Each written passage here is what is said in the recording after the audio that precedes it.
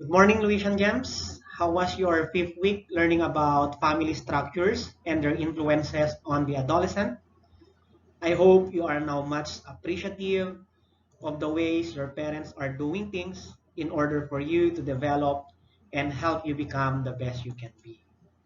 This week, prepare yourselves as we again indulge in learning a concept that will give you an idea of what a career is and its relation to personal development. And so, these are the following learning objectives that we must have to achieve at the end of our discussion. Explain how understanding the concepts of career and life goals can help in planning our career. And identify the personal factors influencing our career choices or the internal factors that can influence our career choice. And set a personal career goal based on the results of self-assessment of various personal factors.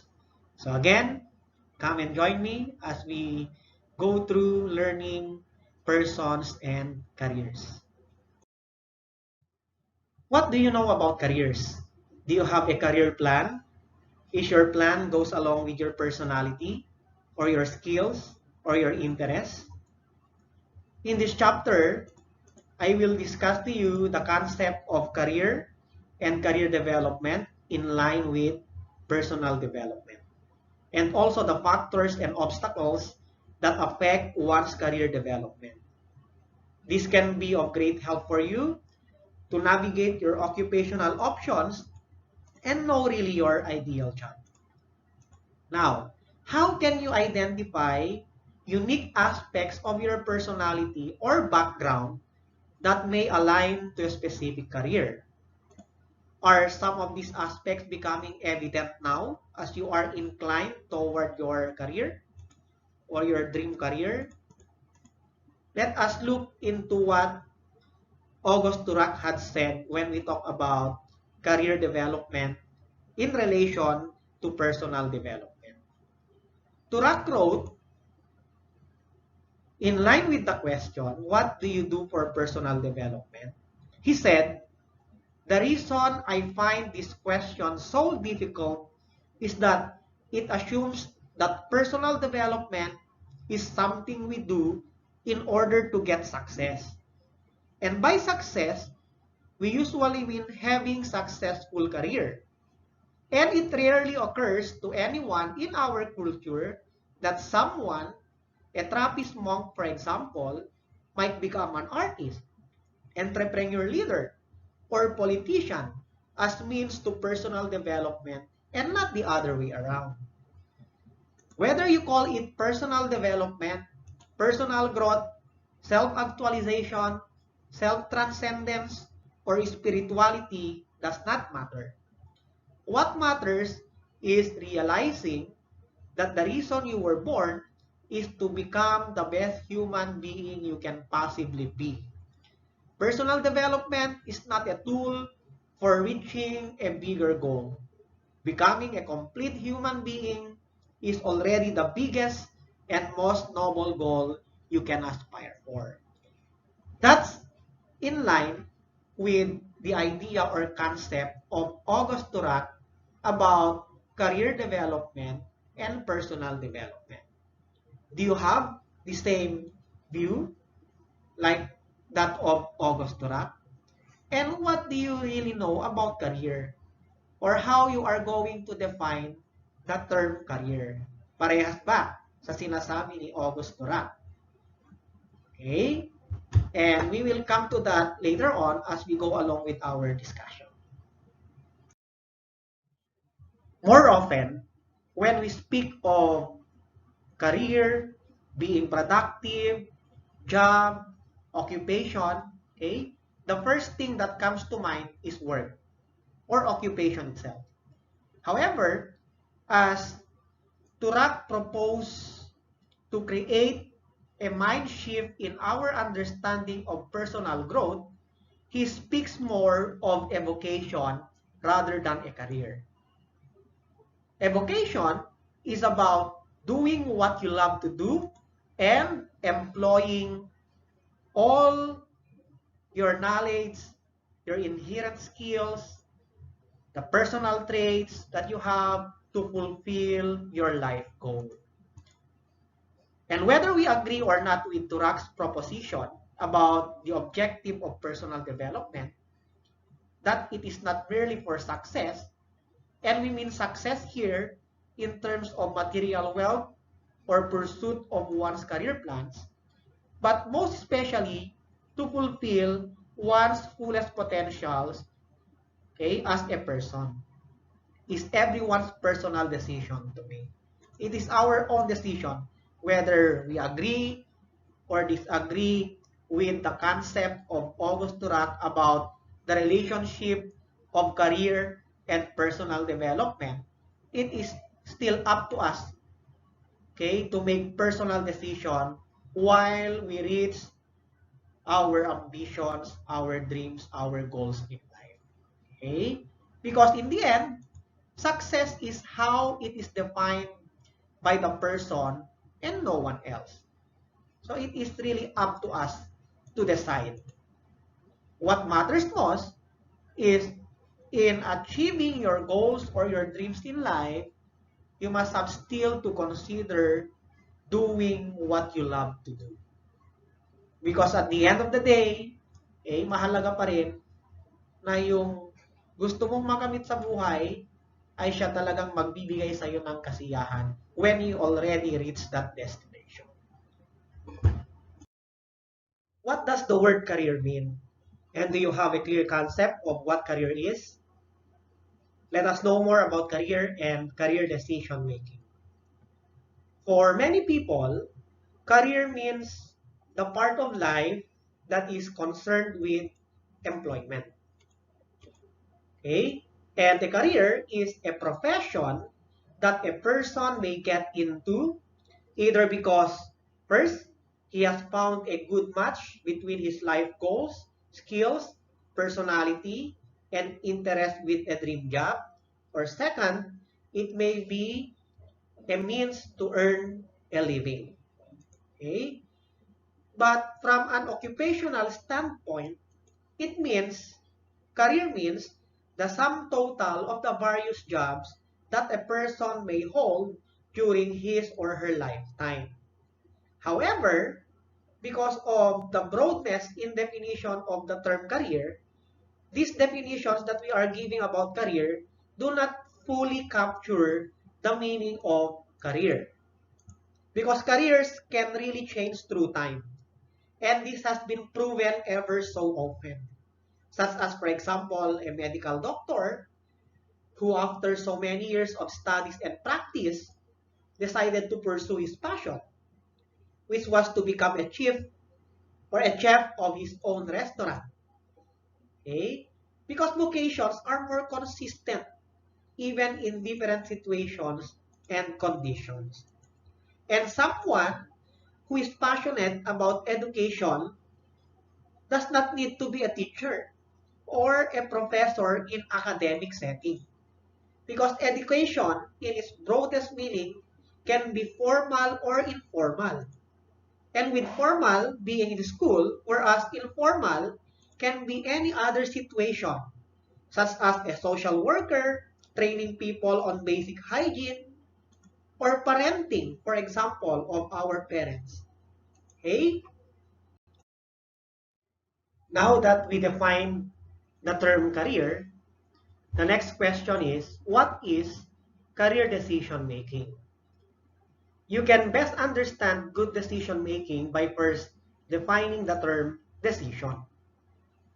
A decision can be defined as the act of choosing. The act of choosing. A decision, whether you are aware of it or not, is a response to a question, concern, or problem.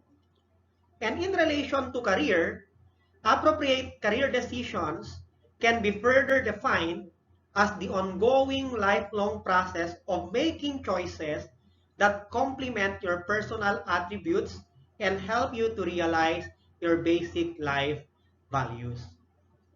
Indeed, career decisions should be made with great care or they will significantly influence your direction or your personal satisfaction and fulfillment in life. Going back to what had August Turak stated, that a career is not just about getting a job to earn a living. Okay? Career must also be a vocation that will really make you satisfied or will make really life fulfilled. That at the end of the day, with your chosen career, you are happy with it. Okay? And you are enjoying the career that you have.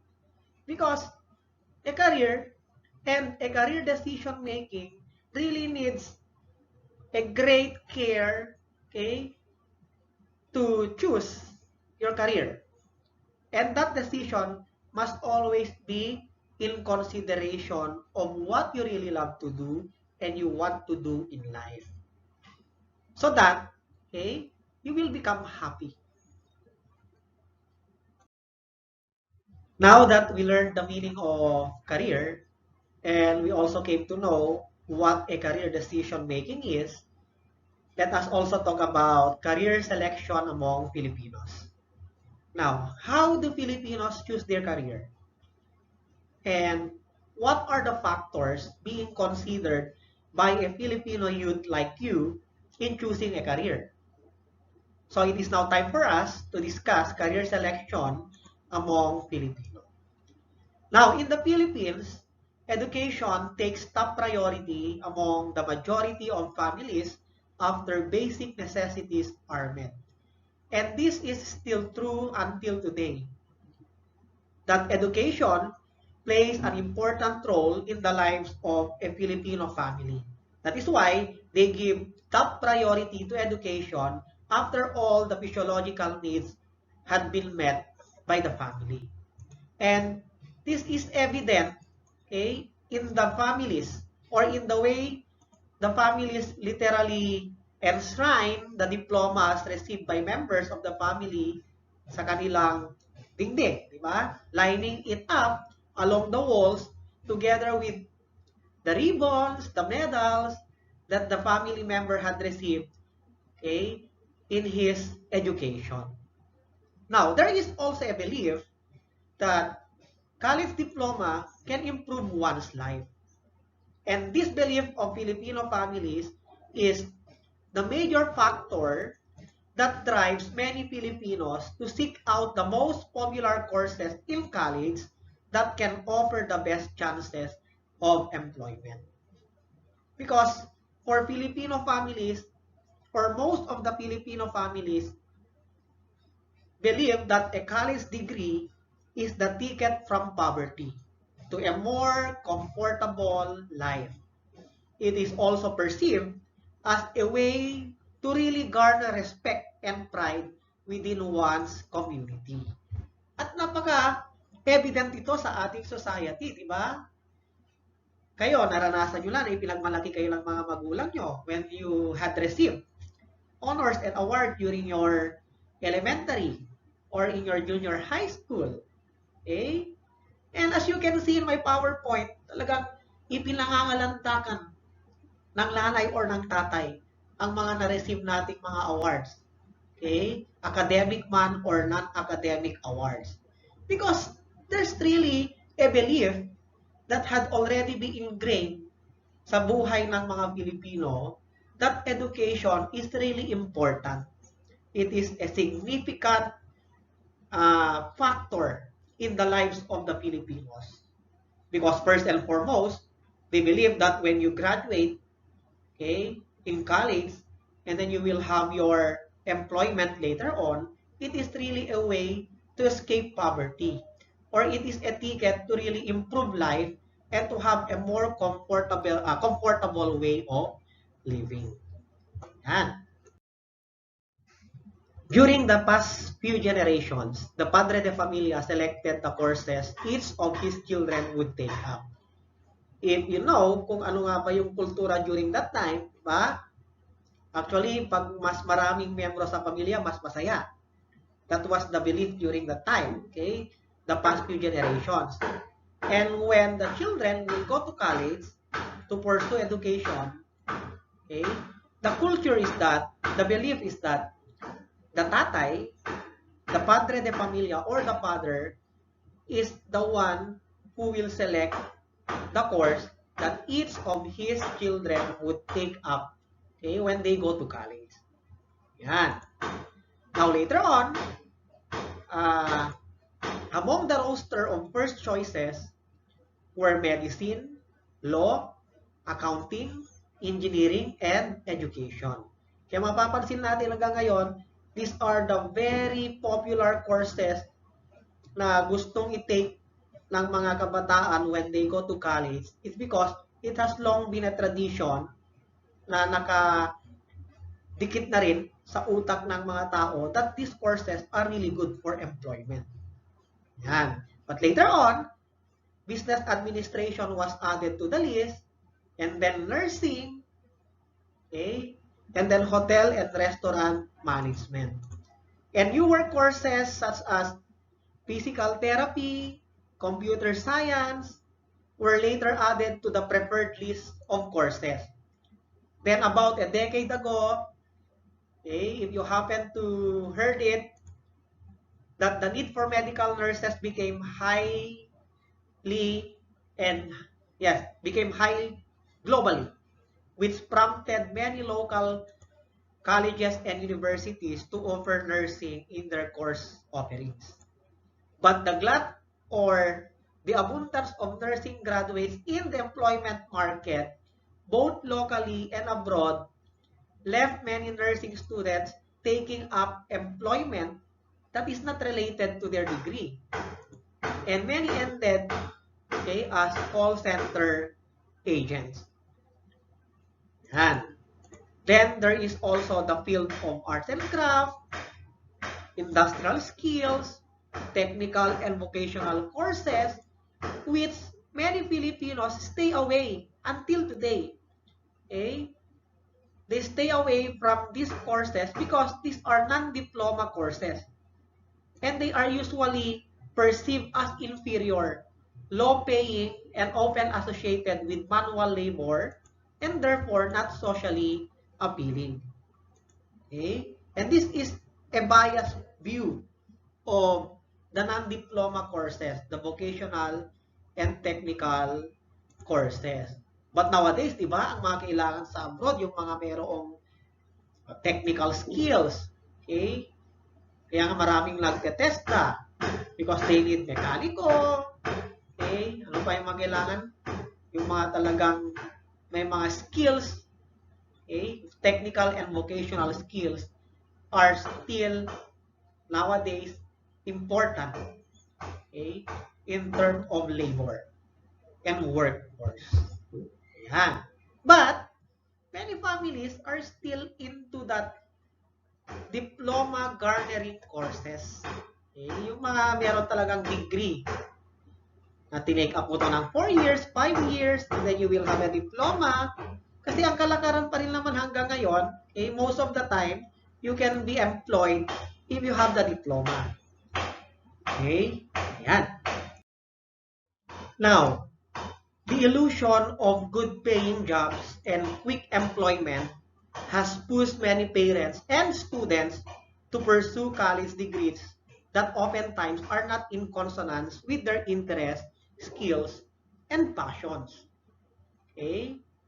Because there is what we call the pressure also on the part of the student or the child to please their parents has become the basis of a student selection of what course to take. Kayo ba? Yung strand ba na meron kayo ngayon? Is it your own choice? Or malaki ang influence or pressure na nanggaling sa parents niyo for you to become, for example, on the ABM strand, on the Hume strand, on the health and non-health strand? Okay? Because your parents has this view and concept in life that when you go to college, gusto nila maging engineer ka, abogado, teacher, entrepreneur, CEO, okay?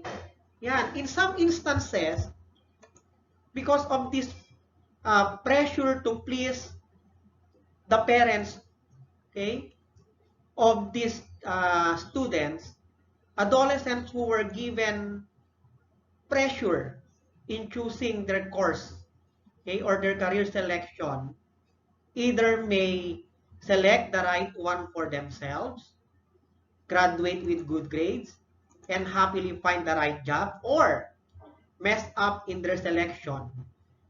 And in some instances also, adolescents who were given a free hand in choosing the course that they wanted to have during when entering college may also be uh, right one for them, okay?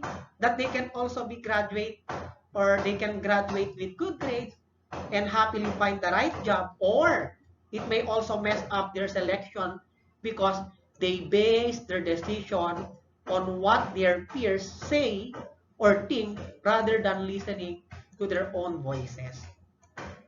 So in here, peer pressure also is a very strong influence in choosing a course and school to go to. Minsan, hindi lang parent pressure di ba? Pressure coming from parents, but also we have what we call peer pressure.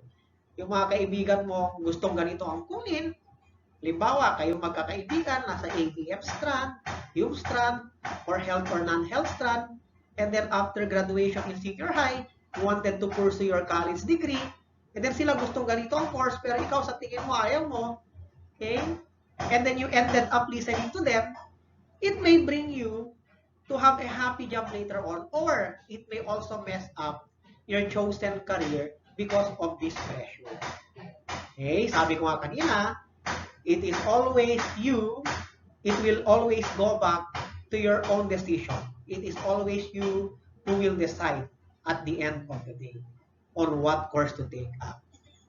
Okay? We learned that it is very true that our families, friends, or peers can become great influencers in choosing our career. But as I said a while back, that it will always go back to us. That at the end of the day, it is always us, you, who will decide what course to take up when you enter your college. And now, do you know the theories on career development? And what theory do you think affect you the most in choosing your career? Let us first explain the concept of career development before looking at some career development theories or concepts. Okay? To identify what researchers have found out as factors that really affect and influence career selection, and let us have a reflection on this to determine which are relevant to you, okay, in choosing your career. Yan. Now, Richard A. Hansen, a professor of the City College of the University of New York, conducted a study, okay? A study in 1976, matagal na to, on the career development of high school students, okay, that are talented in science. And in his research, okay, this career development theory is often quoted in his definition of career development. Because Hansen defines career development as the continuous lifelong process of developmental experiences that focuses on seeking, obtaining, and processing information about the self, occupational and educational alternatives, lifestyles, and role options. In other words, okay, given the definition of Hansen about career development, we go through life doing things to earn a living while we reflect on what we have learned and where else we can employ the skills and knowledge to improve our lives. Because career development is really a lifelong process of developmental experiences. Okay? And you will really happen to see that or observe that when you already have your own job later on, or when you already enjoying the career that you have. And you will know that we go through life doing things first to really earn a living para mabuhay. Ano nga bang dahilan kung bakit ako nag-aral? For example, unang-unas nasa isip ko noon, basing it from our discussion about Filipino selection of careers, unang-una talaga, I really consider lifting the life of my family. That at the end of my journey in education, I can also give back to my parents yung buhay na dapat mas maginhawa compared sa buhay na naranasan namin nung kami ay nag-aaral pa. And actually, I think that's also one of your many reflection why you are pursuing a career. That you really wanted to help your family also. Especially those who are really, hindi naman sa kulang or sa walang-wala, but those who are really wanted to make the lives of the family become better. Yan. It will really improve our life. And this is a continuous lifelong process of developmental experiences. Okay, it is not just about earning really a living, but also getting experiences on it and learning from it so that we can enjoy life to the fullest. Yan. Now, there are 4 categories of career development theories. First, we have trait factor. When we say trait factor theory, it was formulated by vocation experts Frank Parson and E.G. Williamson back in the 1900s. And until today, it is still the basis of many career counseling and aptitude tests. Okay? Kaya yung pag mag-entrance exam ka, trait factor theory pa rin ang ginagamit dyan for aptitude test. Okay? Because trait theory or trait factor looks into the skills, values, interests, and personality characteristics in analyzing, and matching with job factors or an occupational profile of a student. Yan. Trait factor ang tawag natin dyan. And it was actually developed by Frank Parson and E.G. Williamson.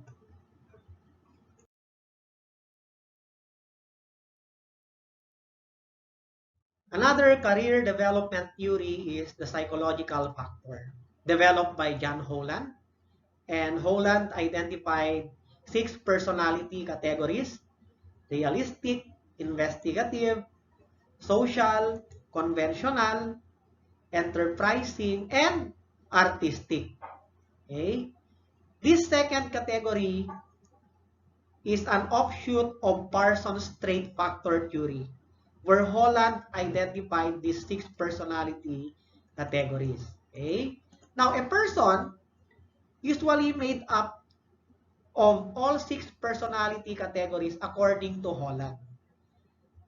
And that person will have one dominant type, but may exhibit up to 3 of these types. And people in search of their career, according to Holland, are often confused because they mix their dominant type with their other preferences. That's why we often hear a high school student saying he or she is interested in political science, but would also like to design clothes or experiment on cooking different types of dishes. And sometimes because of this, because of mixing the dominant type with other preferences, we are often confused of what career we want to pursue when we enter college. Kaya nga habang maaga pa, ngayong nasa senior high school pa lang kayo, you already have this very clear career plan and very clear career pathway that when you go to college, eto ang gusto kong maging kurso. Pagka later on, sa college pa kayo mag-decide kung ano ba talaga yung career na gusto nyo or kung nasaan ba yung puso at interest ninyo because of the many preferences that you have na mimix mo, kaya shift ka ng shift. I often heard some students, who shifted at least 2 to 3 courses Siguro nangyayari yon because we often mix our dominant type, okay, of personality to other preferences. And this will really make us confused on what career we are going to pursue. Kaya pabago-bago tayo. Kaya kung minsan, sabi nila, parang mabubuhay ka ng college to 10 years Yan. May plano ka bang lumipat ng paaralan? Or may plano ka bang graduate? Maganyang mga bagay na naririnig natin. Kasi nga, sometimes, we are not really decided on what career to take up. I hope that on your part, you already have a clear career plan and career pathway to pursue when you go to college. Another theory in career development is decision theory. And this theory is based on Albert Bandura's theory of self-efficacy, which means that a person may exercise control over his or her thoughts, beliefs, and actions, and that self-efficacy is the predictor of behavior.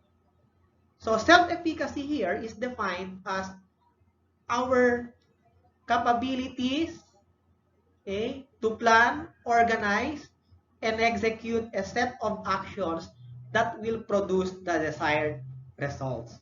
Like for example, in deciding on what career to take up, mahalaga ang decision theory to really pursue the career that we wanted in life. Sabihin natin, there are many factors na gumugulo sa isipan natin. Nandiyan yung pressure galing sa parent, sa mga kaibigan, and then you don't have yet this decision, okay, this full-blown decision that you will get this kind of career when you go to college, okay, this decision theory will help us to really decide, okay, on matter like selecting our career. Because we have this what we call the sense of self-efficacy. That whatever factors are troubling us, okay, that is why we cannot really decide. You must have to always think that you have this ability or capability to plan, organize, and execute what you wanted to have for your career.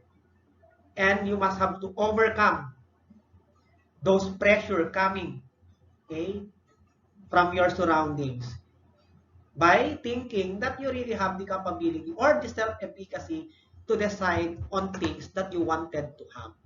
Okay? To decide on things that you want to produce a desired result. In relation to career selection, it is always you who will decide, di ba? Siguro may mga list of suggestions, recommendations na manggagaling sa mga outside factors na pwede nating i-consider. But remember, sabi ko nga, at the end of the day, it is always you who will decide because you have the capability to decide, okay, and to execute that decision that will really produce the outcome that you wanted to have. So if you want to have a career that will really make you happy, okay, then pursue and decide on that. Yan. Now, another proponent of this theory is John Krumboltz, who theorized that social learning is the basis of our career decision and development. And that people choose their careers based on what they know and have learned. And this is also true, okay? That social learning may really or can influence us in deciding on what career to take up. Because as Krumboltz identified, that there are four main factors that influence our career choice. Our genetic influences, okay? Yung nga ba yung mga kakayahan natin, yung namanan natin sa mga magulang natin, that we can use, okay, when choosing a career. Aside from that, our environmental conditions and events, okay, that are happening in our surroundings, our learning experiences, and the skills, okay, that we have can be used in order for us to come up with a decision that this is the career that I want to pursue when I go to college. Kaya nga marami pa rin mga factors to consider. Titingnan mo yung sabihin ng magulang, yung mga kaibigan, yung mga nakikita mo sa balita, okay? Na sa tingin mo, eto yung career na pwede sa'yo. Pero sabi ko nga, it must also consider what you want, what you love to do, okay? And that it will make you happy later on when you have that kind of career. Kasi napakahirap yung graduate ka ng isang kurso pero hindi ka masaya, di ba? Narinig nyo na ba yung kwento na yung tatay gustong maging engineer yung anak? Dahil gusto niyang pagbigyan ang tatay at ayaw niyang ma-disappoint ang tatay niya, eh, he really went to college taking up engineering course. And then after graduating, he said to his dad, Dad, now that I have the diploma here, I already considered what you want. Can I also consider my passion? Because I wanted to become a photographer. Diba? I think narinig nyo na, napanood nyo na yan yung sa The Three Idiots. Ipanoorin nyo yun. It also talks about career decision making. Right? Yan. Now, going back to decision theory, it is really important for us to decide, okay, prior going to college on what course to take up. Dapat handa na tayo. It is hard to go to battle without any, diba, armor that will help us to win the battle. The same with career decision, okay, and career decision making for us to be able to really get that career, enroll that, pursue that, and graduate that career on time and enjoy the job that you will have later on when you graduate in college. Right? And then we also have the developmental or lifespan or life space theory. It was proposed by Donald Super, who based the theory on the idea that humans are always in constant change and go through life learning and doing new things while changing roles in the process. That is why we hear sometimes of people that even though they are already in their midlife, like for example, 25 years old, 30 years old, 35 years old, talking about reinventing themselves and changing their careers in the process. Okay? And in that process, acquiring new set of skills and attitudes and occupy themselves with new things that they have never done before. That's possible. Okay? That even though you already have your career, nakapag-pursue ka ng isang degree, it can also be changed along the way. Because according to this theory, the developmental theory, that humans are always in a constant change and go through life learning. Kaya may mga nababalitaan tayo, isang doktor, na ngayon ay isa lang entrepreneur. Yan. Isang teacher, na ngayon ay miyembro na ng isang company. Because it may happen that even though you already have the chosen career, that you already acquired a career, through education, there can be a time that a person wanted to change a career. And this theory will help us define, understand, and explain why there are some people who at the given stage of life can still change their career. Yan. Now, always bear in mind that there is no particular theory that can explain everything about career development. The challenge to us is to develop our own approach and methodology, finding out our career choices. Career choice may change across time for many possible reasons, since our life circumstances are also in a state of flux or constant change. But we also have to include in our approach or methodology our distinct cultural character that may not necessarily have been reflected, okay, sa mga theories na pinag-usapan natin. Because these theories cannot really, or no single theory on the things that we discussed about career development theories that can really explain to us why we have this kind of career, bakit nagbabago din tayo ng career, okay? And there are other factors, like for example, in our cultural setup, kung bakit ganito yung career na gusto nating i-pursue. Right? Okay, before we go on with our discussion, let me ask you this question. Do you have a healthy self-concept? Do you have a healthy self-identity? And are you aware that self-concept is one of the internal factors that affects your career choice? Because challenges are real for everyone. Lahat tayo, we will undergo this kind of challenges, particularly in choosing our career. Yan. Even in ideal situations where there are minimal challenges, for example, like financial constraints and parental approval, there are other obstacles that might still be present.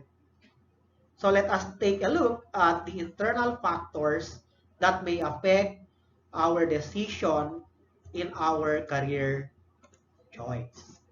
We are on a mission, okay? We are on a goal, okay? We have this goal in reaching our career or ambition or dream in life. But let us have first to overcome the internal factors that may affect our choice of career.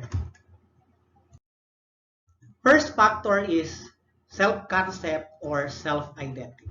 I think you already have a knowledge about self-identity, okay? That there is really a clash between the ideal self and the real self.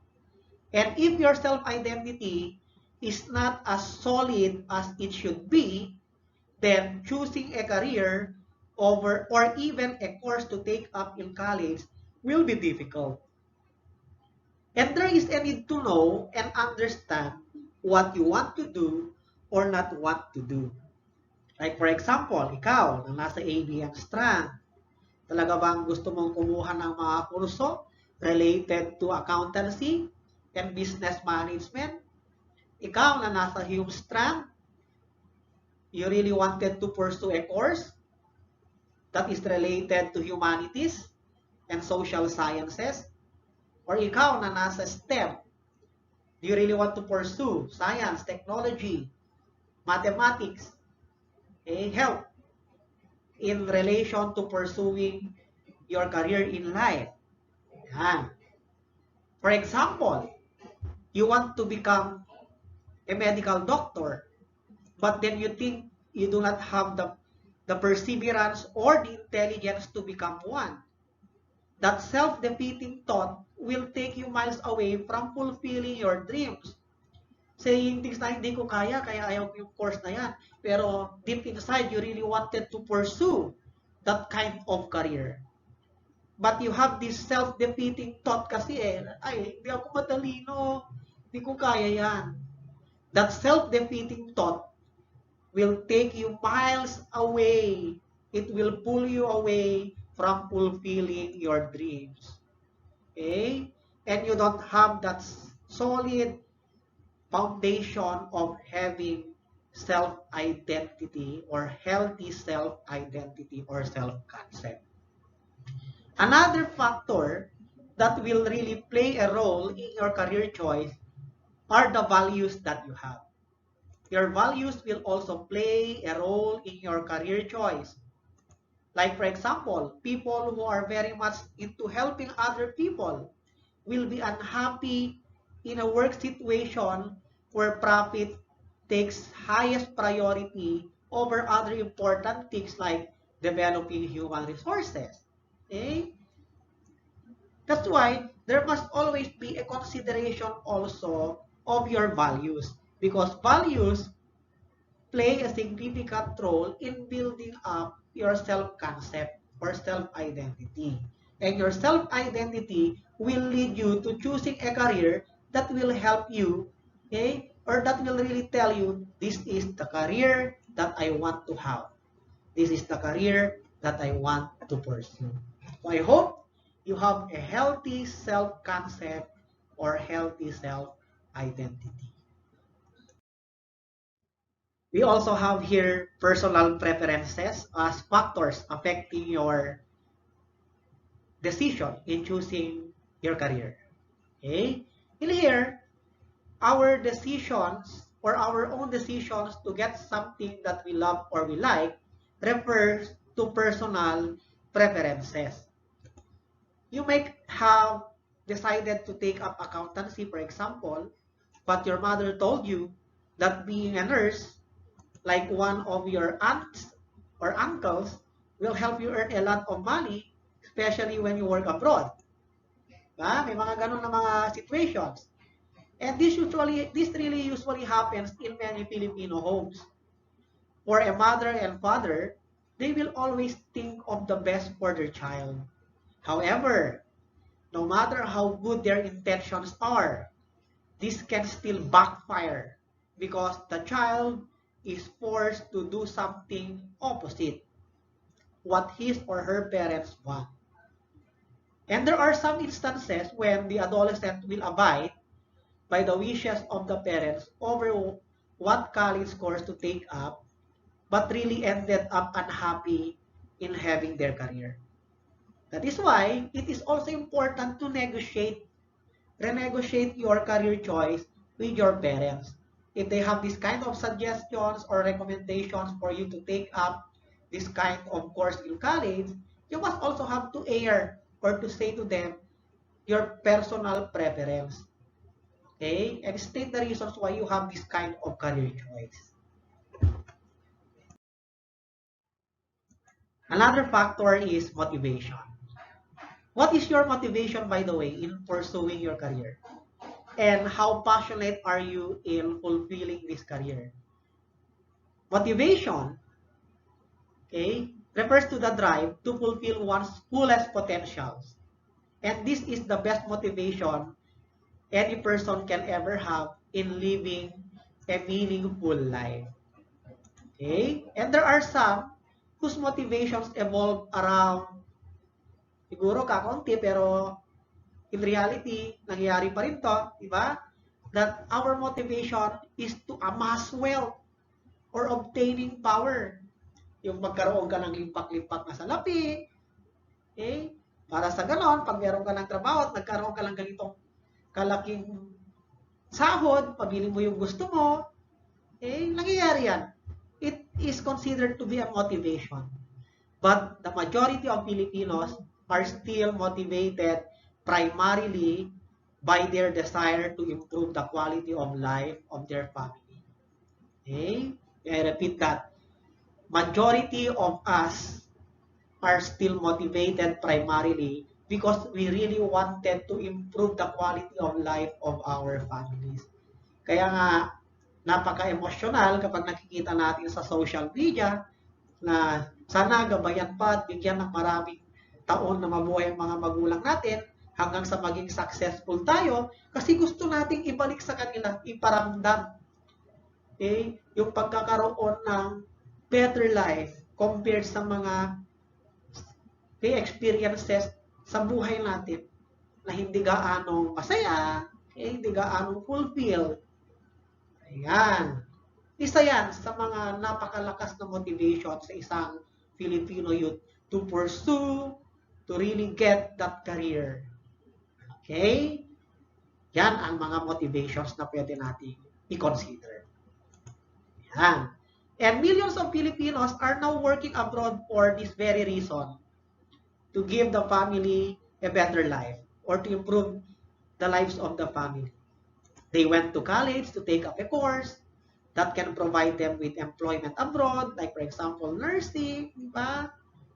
And other courses that can really give them way, okay, to to really get this kind of salary para na ma-improve yung life lang, hindi lang para sa kanila, but also for the other members of the family. And once these people graduate, they ventured out into the world to seek their own fortune for themselves as well as for their families. And when they have saved enough, yung mga nasa abroad, they return home to pursue their personal dreams. Yung mga pag-ipon, kumbaga, di ba? Kaya meron tayong mga kakilala kong minsan, nurse abroad, pero sabi niya, 5 years lang ako dito, 10 years lang, pag nakapag-ipon na, balik ako sa Pinas for good. Then I wanted to have this kind of land. Okay? Tatanim ako. Ayan. Papasok na naman yan yung tinatawag nating development theory. That our career may change in that kind or in that stage of life. At hindi yun masama. Okay?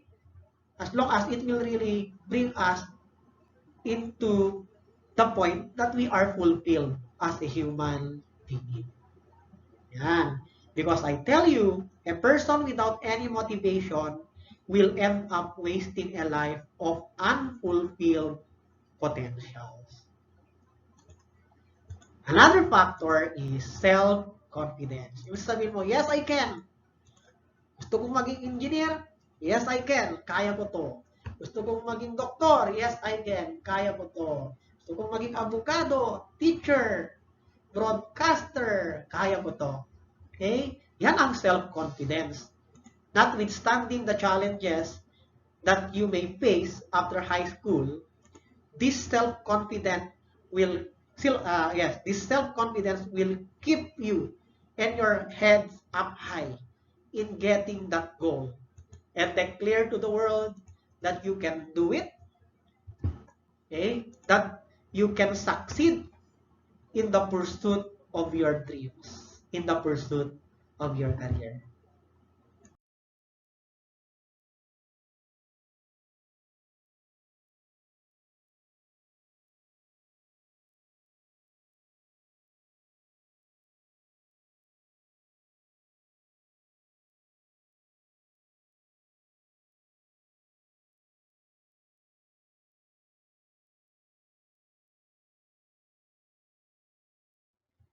We also have personal skills, and basic education teaches us the hard skills we need to acquire. So we may qualify for higher education, such as learning the basic, learning math and the sciences, the values, okay? Yan, skills. Now, the softer skills, such as dealing with people or the skill to communicate a feeling or a thought non-verbally, are skills that are not being taught in our educational system. And so, be aware of the inherent skills that you have. Ask yourself what you like and enjoy doing. If you enjoy drawing, then that is a skill.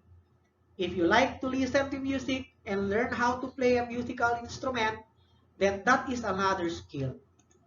If you can listen to people and put their ideas together, that is a skill called synthesizing ideas.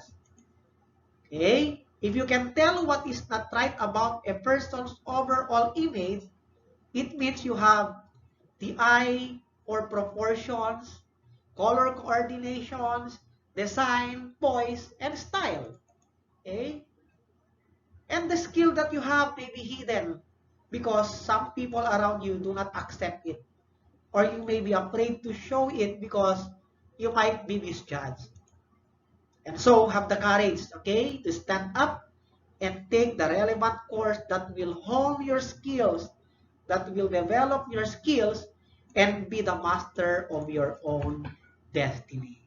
Meaning to say, basic education will help you develop and improve the personal skills that you have. Okay? The skills that may be taught in school can be developed, and the things that are not taught in our educational system can still be developed by interacting with other people, not only in the society, but also when going to school. Diba?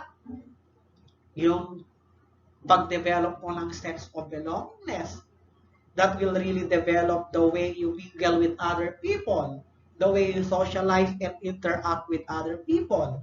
They are very important, and they are factors that will still help you develop your personal skills. Don't be afraid, have the courage to stand up, okay, to show your skills. And in relation to your skills, you must have to take up relevant course that will hone or develop your skills. As I said a while back, be the master of your own destiny. We also have personality characteristics as factors in affecting our decision in choosing our career. Okay? Now, knowing your personality characteristics will definitely help you in choosing a career because there are certain characteristics, personal characteristics that are compatible and match with certain types of work or occupation, okay? According to the trait factor theory of Holland. Like for example, what are some of your personality characteristics? Are you the quiet type who would rather work alone than with a group? Or are you the more sociable type who enjoys working with a team? Or would you rather memorize information than analyze them? If you have this kind of personality characteristics, you must also have to consider the relevant course in relation to this kind of or to this personality characteristic that you have. Okay? Another factor is personal health. The condition of your health is a major factor in the career choice you will make. Okay? You might aspire to become a physical education specialist, but your asthma or allergies are getting in the way. Diba? Or, okay, are you healthy enough to take on the rigors of some tough courses like law or medicine? Many health conditions can be handled given the proper guidance from a professional medical specialist. But you must also have to assess yourself. Can you do this? Or can you withstand the challenges of this course in relation to your personal health? Right? But in many instances, however, physical conditions or health issues did not deter certain individuals in pursuing their dreams. That's why we hear news that despite the physical conditions or health issues of that person, he still managed to survive and overcome these issues and acquire that kind of career. Right? So, titignan pa rin natin. Another factor is personal health. Yeah. And then we have emotional considerations. Generally, it is difficult to make a decision when you are experiencing some strong emotions such as anger or sadness. Like for example, you cannot really decide on what course to take up because there are a lot of pressures coming in. Okay, family pressures, peer pressures. You also have this kind of self-identity that is really confusing you, okay, in choosing your career.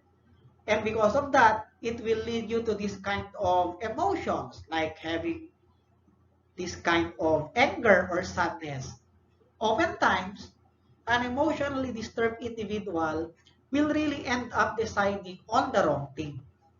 So what you will need to do is to check yourself when you are deciding on what course to take. It is always best to be level-headed and calm when making these life-directing decisions. You will you will feel this later on when you go to college, when you enroll to college, and then you are not yet decided, and then emotions are running high. Check yourself when you are deciding on what course to take. Okay, you can still use the inhale, exhale response to emotion because it is always best to be calm when making these life directing decisions. for you to become happy at the end of the day. We also have the self-sabotaging thoughts. Gandang pag-usapan to, okay? Pero ano nga bang meron sa self-sabotaging thoughts? These are thoughts that deter a person from developing a healthy and wholesome self-concept. As I said a while back, okay? Yung mga tipong pag-iisip na, ay, hindi ako matalino, hindi ko kaya. Those are self-sabotaging thoughts that will really put your self-concept into danger. Okay? Because self-sabotaging thoughts are thoughts that will really not healthy for you in choosing your career. Statements such as, I cannot do this, I will never succeed, I am not intelligent enough for that course, nobody believes in me, so why should I even believe in myself?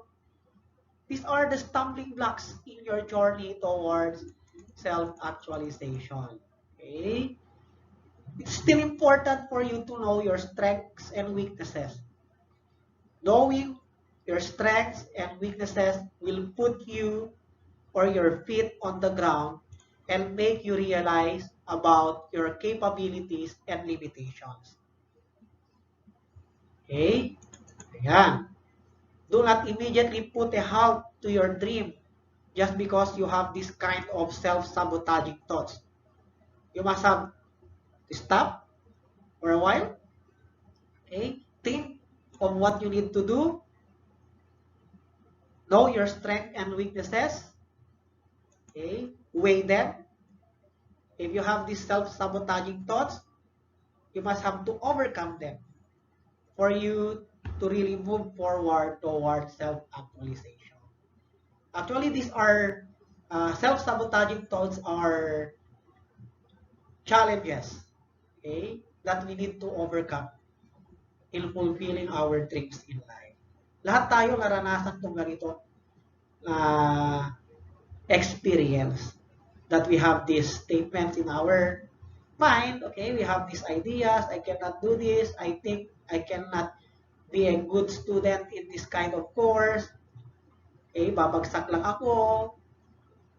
But you must have to know your strengths and weaknesses for you to be able to move forward. If you take this kind of course na sinasabi sa isip mo gusto mong kunin pero weighing your strengths and weaknesses, parang medyo tagilid ka, then you have choices. That's why you have what we call career plan and career pathways for you to be able to really pursue your career, okay, by looking into your career plan. Pag sinabi kasi natin career plan, may mga choices ka, you have the strengths and weaknesses there, and you will consider dun sa career na talagang gusto mo rin gawin at sa tingin mo kaya mong gawin. Kasi you can assess yourself eh. Okay? No one can assess but you, yourself alone. And with that, you can decide and overcome later on these self-sabotaging thoughts and pursue and move forward in reaching your ambitions in life. As August Turak said, it is true that the purpose of developing ourselves is not just for a successful career in the future, but also for us to become the best person that we ever can be. Whether we call it personal development, personal growth, self-actualization, or spirituality, it does not matter. What matters is we realize that the reason why we are born in this world is to become the best human being that we can possibly be. Personal development, as Turak stated, is not a tool for reaching a bigger goal.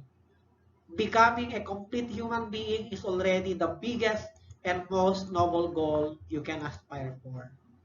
In the end, success is how it is defined by the person and no one else.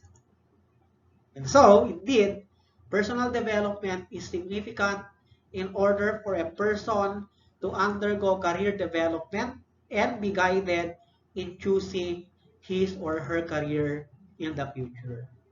And with all the learnings that we acquired for this week's discussion. Thank you for listening.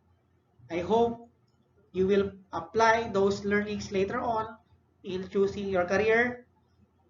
And see you next week for another interaction. Good luck and God bless.